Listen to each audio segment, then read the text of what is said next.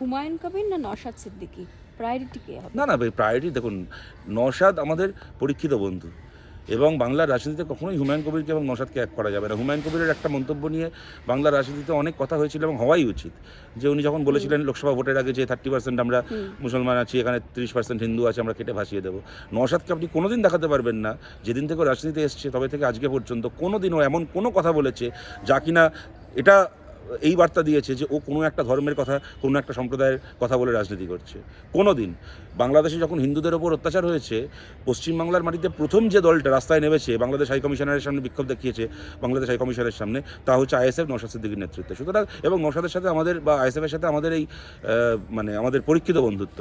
নওশাদ একা একটা দল থেকে এমএলএ হয়ে এত লোক বিক্রি হয়ে গেছে, কিন্তু 5 বছর ধরে বিক্রি হয়নি, লড়াই করে গেছে, জেল কেটেছে, লড়াই থেকে সরেনি। সুতরাং নওশাদ আমাদের, আইএসএফ আমাদের পরীক্ষিত বন্ধু, তার সঙ্গে এটা তুলনা করা যায় না। কিন্তু হ্যাঁ, এটাও ঘটনা, উনি হুমায়ুন কবির এর আগে কখনো কোনো একটা কথা বলেছিলেন বলে আজকে তার সঙ্গে কোনো কথা হতে পারে না এমন নয়। আমরা আমাদের জায়গায় ঠিক আছি। এবার ওনাকে বলতে হবে যে উনি বাবরি মসজিদ নিয়েই রাজনীতি করবেন, উনি হিন্দু মুসলমানের রাজনীতি করবেন, নাকি উনি স্কুল কলেজ হাসপাতালের রাজনীতি করবেন, যে রাজনীতিতে আমরা বামপন্থীরা বিশ্বাস করি, যে রাজনীতি আইএসএফও বিশ্বাস করে। যদি উনি সেটা করেন, আগামী দিনে কথা হবে। যদি উনি আমি মমতা মন্দির বানাচ্ছে তো আমি মসজিদ বানাবো, এই রাজনীতি করেন, তাহলে ওনার সাথে কথা হওয়ার কোনো সুযোগ থাকবে না।